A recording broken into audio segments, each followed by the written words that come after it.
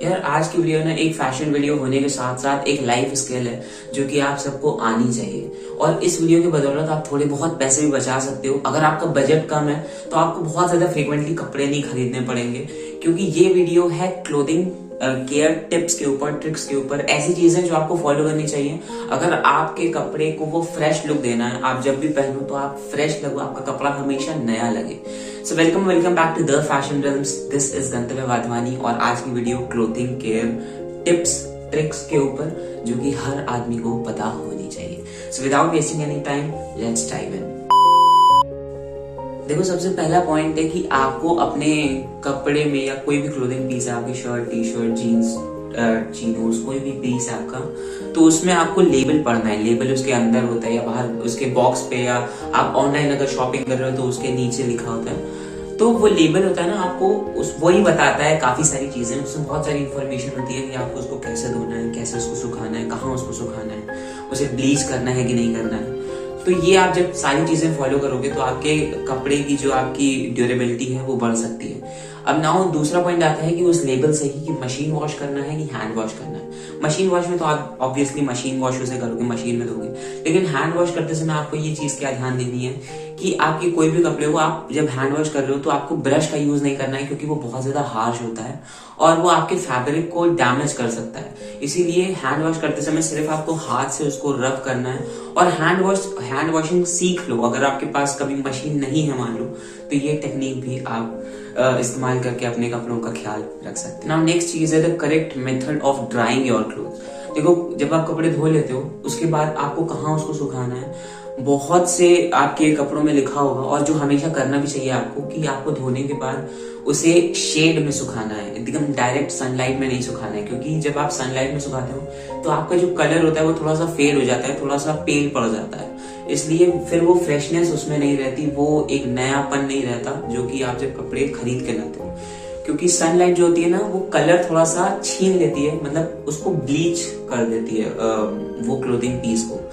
Bleaching मतलब कि fabric से कलर हटा देना, उसे ब्लीचिंग कहते हैं। धीरे धीरे धीरे धीरे आपके वो कलर और भी डल होते जाएंगे और भी पेल होते जाएंगे। इसीलिए कभी भी अपने कपड़े को धूप में मत सुखाओ, जितना हो सके शेड में सुखाओ। और अगर आपका व्हाइट कलर या ब्लैक कलर है तो आप उसे धूप में सुखा सकते हो, लेकिन तब भी आपको इनसाइड आउट रखना है अपने कपड़े को। मतलब जो आपके अंदर का फैब्रिक होता है उसे आपको बाहर के तरीके रखना है, मतलब उल्टा करके आपको सुखाना है। तो वैसे में थोड़ा सा कम इफेक्ट पड़ेगा, क्योंकि व्हाइट कलर और ब्लैक कलर डाइड कलर्स नहीं होते हैं जनरली। कोई भी फैब्रिक को डाई करके उन्हें नहीं बनाया जाता है। इसलिए जब सनलाइट पड़ती है तो वो उस पर ब्लीचिंग एजेंट सनलाइट का काम नहीं होता, और वो आपके व्हाइट और ब्लैक कलर सेफली आप सुखा सकते हो धूप में और वापस भी ला सकते हो।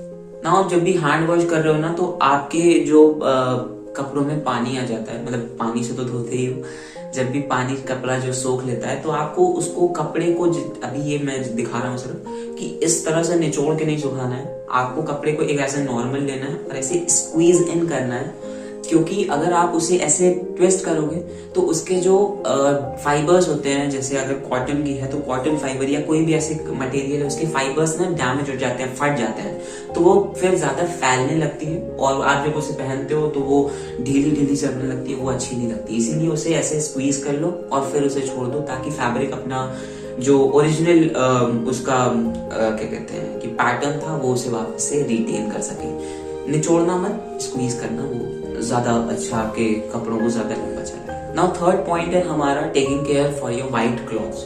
आपके व्हाइट क्लॉथ्स बहुत बार गंदे हो जाते हैं और उनकी केयर करना भी उतना ही डिफिकल्ट होता है। लेकिन एक ऐसा ब्रह्मास्त्र है, जैसे कि आप जब भी कोई व्हाइट कपड़े पहन रहे हो ना, तो उसमें कोई भी स्टेन है या कोई भी दाग है, आप उसे पहन लो, फुल्ली यूटिलाइज कर लो। उसके बाद आप उसे लॉन्ड्री में दे सकते हो और बोल दो कि इसे ब्लीच कर दो। ठीक है, तो ब्लीचिंग क्या, मैंने कि जैसा पहले ही बताया कि कोई भी स्टेन या कोई भी कलर, कोई भी ऐसी चीजें आपके वो ब्लीचिंग हटा देता है उससे। और व्हाइट कलर क्योंकि कोई कलर नहीं होता है उसमें, कोई भी ऐसा डाई नहीं रखी जाती उसे कलर करने के लिए, तो ब्लीचिंग उसमें व्हाइट कलर में बहुत अच्छे से काम कर सकती है। लेकिन ध्यान रखना कि ये आपको सिर्फ और सिर्फ व्हाइट कलर के ही कपड़ों में करना है।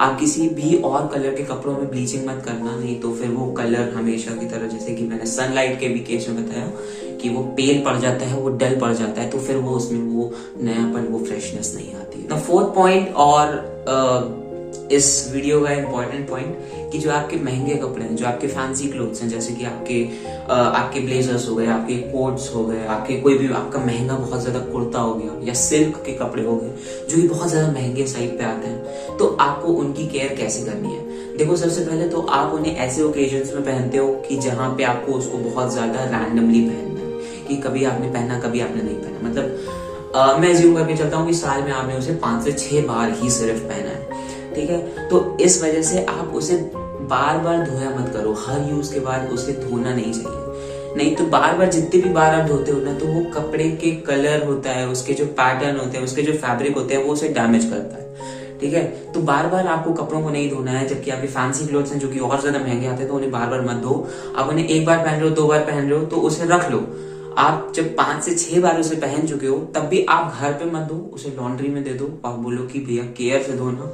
और वो लॉन्ड्री वाले वो जानते हैं कि कौन से मटेरियल को कैसे ट्रीट करना है, कैसे किस कपड़े को ट्रीट करना है, तो वो आपको वैसे ही सेफली आपके कपड़े को लौटा देंगे और वो वैसे ही पोजीशन में आएगा जैसे वो नया था, ठीक है। तो बार बार फैंसी कपड़ों को, फैंसी क्लोथ्स को मत धोने लगा। नाउ बात करें हमारे बॉटम वेयर की, जो कि है 5th पॉइंट इस वीडियो का।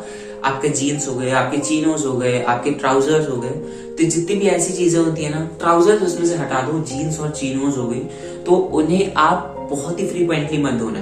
क्योंकि एक जीन्स जो होती है ना, वो जीन्स आपकी इंडिगो कलर से पेंट होती है, या फिर पहले तो इंडिगो से होती थी, आजकल बहुत सारे कलर के डाइज वगैरह आ गए, उससे फैब्रिक को पेंट करते हैं, तब उसे आपको दिया जाता है। लेकिन जीन्स आप, क्योंकि हर आदमी, मैं मान के चलता हूँ कि डेली बेसिस पे पहनता है और बहुत ही ज्यादा फ्रीक्वेंटली पहनता है जीन्स को, तो आप उसे बार बार मत धुलवाओ। नहीं तो जो आपका जीन्स का कलर है ना, वो फेड हो जाएगा, वो पेल पड़ जाएगा, वो फीका पड़ जाएगा। जैसे कि मेरे साथ भी ऐसा केस हो चुका है कि मैंने ब्लैक कलर की जीन्स खरीदी थी और उसे मैं बार बार बहुत ही ज्यादा फ्रीक्वेंटली धुलवाता था, और वो एक ग्रे कलर की इस समय जीन्स बन गई है। तो इस तरह का काम आपको नहीं करना है। जब भी आप उसे पहन रहे हो, एटलीस्ट 5 to 6 टाइम्स आप उसे पहले पहन लो, या फिर महीने भर उसे पहन लो, और उसके बाद आप उसे धो लो। अगर बीच में आपको लगता है कि उसमें से स्मेल आ रही है, तो आप उसे किसी पॉलीथीन में रख के अपने फ्रीजर में डाल दो, और वो आपके सारे स्मेल को खींच लेगी, सक कर लेगी। और अगर लेकिन बीच में आपके स्टेन पड़ गया या कोई ऐसा दाग वाग पड़ गया, तो आप उसे फिर धुलवा सकते हो, नहीं तो आप उसे गंदी तो पहनोगे। बात करें आपकी चीनोस की, तो चीनोस को आपको हर 15 डेज पे धुलवा लेना चाहिए। नहीं तो आप अगर बीच में दाग लग जाता है तो आप धुलवा लो, नहीं तो वैसे ही जीन्स के साथ जैसा आप ट्रीटमेंट कर रहे थे कि आपने उसे पॉलीथीन में भर के फ्रीजर में डाल दिया, वैसा ही आपको करना है और you are ready to go. Now 6th point में बात करते हैं हम अपने फुटवेयर की, जो कि सबका फेवरेट होते हैं, शूज। तो आपको अपने शूज का ख्याल कैसे रखना है? देखो, हर शूज को अलग तरह से आपको ख्याल रखना है, क्योंकि वो मटेरियल उनका अलग हो सकता है। देखो, सबसे पहले मैंने रखा है जो भी स्नीकर्स होते हैं हमारे, जिनका व्हाइट एक बेस होता है।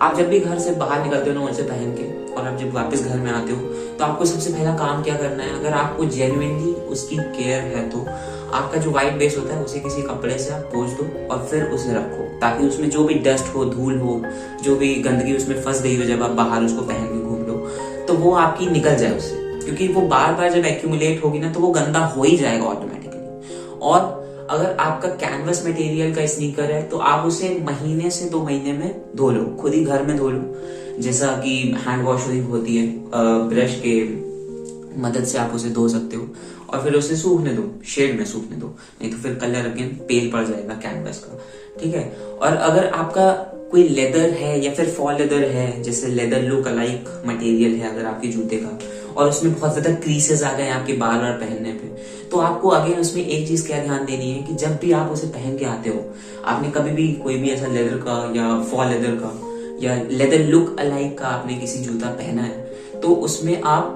जब भी आप उतारो उसे, तो आप उसमें शू ट्री डाल दो। शू ट्री एक टूल होता है, एक इक्विपमेंट होता है, जो कि आप ऑनलाइन बहुत ही इजीली खरीद सकते हो। वो आपके शू के जो आगे उसका स्ट्रक्चर होता है, वो उसे मेंटेन करके रखता है और उसे फैलने नहीं देता। आप आपको हर समय उसको डाल के रखने की कोई जरूरत नहीं है। आपने जब उसे शू को पहना है, आप उसे डाल दो, एक दिन बाद उसे निकाल दो और वो अपने नॉर्मल पोस्चर में आ जाएगा। अगर आपके पास शू ट्री नहीं है तो आप उसमें कागज ठूस दो, न्यूज़पेपर के बॉल्स बना के ठूस दो और उसे एक दिन तक रखो, फिर वापस निकाल दो, वो अपने ओरिजिनल पोस्चर में आ जाएगा। और लेदर में भी आपको एक चीज क्या ध्यान देनी कि जब भी आप आ रहे हो कपड़े से वाइप ऑफ कर लो, क्योंकि लेदर में एक और मटेरियल होता है स्वेड। स्वेड में क्योंकि बहुत जल्दी गंदगी फंसती है, तो आपको उसको भी एक कपड़े से वाइप ऑफ कर लेना है। हो सके तो एक शू ब्रश खरीद लो और उससे थोड़ा सा जेंटली उसे रिमूव करो। और इसी तरह से आपको मेश मटेरियल में भी करना है, क्योंकि कई कई जो स्नीकर्स होते हैं, हमारे एथलेजर शूज होते हैं, हमारे ट्रेनर्स होते हैं जो आजकल बहुत ज्यादा ट्रेंड में चले हैं, तो उसमें मेश मटेरियल होता है जिसमें गंदगी अंदर जाके फंसी होती है। तो आपको उसको ब्रश से करना है, तो ब्रश से वो गंदगी निकल जाएगी और शू आपका वही तरोताजा दिखाएगा आपको भी और खुद भी दिखेगा। 7th पॉइंट, ये एक क्लोथिंग केयर हैक तो नहीं है, लेकिन हाँ इस वीडियो के लिए इम्पोर्टेंट है तो आपको सुन लेना चाहिए। और अगर वीडियो आप बंद करने वाले हो तो मत बंद करो, इसे पहले सुन लो फिर बंद कर लेना, ठीक है। तो आप जब भी अपने कपड़ों को, अगर आपके पास जगह है तो मैक्सिमम आप उसे फोल्ड करके रखो, हैंगर्स पे लटका के मत रखो। पतले हैंगर्स मत यूज करना, क्योंकि जब आप उसे वापस निकालते हो ना, काफी टाइम से वो कपड़े पड़े पड़े उसमें शोल्डर के पास ऐसे थोड़ा सा उभार टाइप का आ जाता है, जिसे शोल्डर निपल्स कहते हैं, तो वो शोल्डर पे पड़ जाता है जब आप पतले हैंगर्स यूज करते हो तो। और जब आप उसे पहनते हो तो वो आपको अच्छा नहीं दिखाता, इसीलिए मोस्ट ऑफ द टाइम आप कपड़े को फोल्ड करके रखो। अगर नहीं हो सक रहा है, आपके पास स्पेस उतना नहीं है, तो हैंगर थोड़े ब्रॉड शोल्डर्स जिसमें हो तो वो वाले हैंगर्स खरीद लो, वुडन हैंगर्स खरीद लो, वो आपके कपड़ों को ज्यादा प्रोटेक्ट करेंगे अगर आप हैंगर्स पे ही लटकाना चाहते हो तो। सो यही कुछ आज की वीडियो थी क्लोथिंग केयर टिप्स ट्रिक्स के ऊपर। अगर आपको वीडियो अच्छी लगी हो तो वीडियो को प्लीज थम्स अप दे दीजिए, चैनल को सब्सक्राइब कर दीजिए, बेल नोटिफिकेशन भी ऑन कर दीजिए ताकि आपको फर्दर ऐसे वीडियोस के नोटिफिकेशन मिलते रहें। और thank you and for watching and see you in the next video. Till then, stay stylish, stay sexy.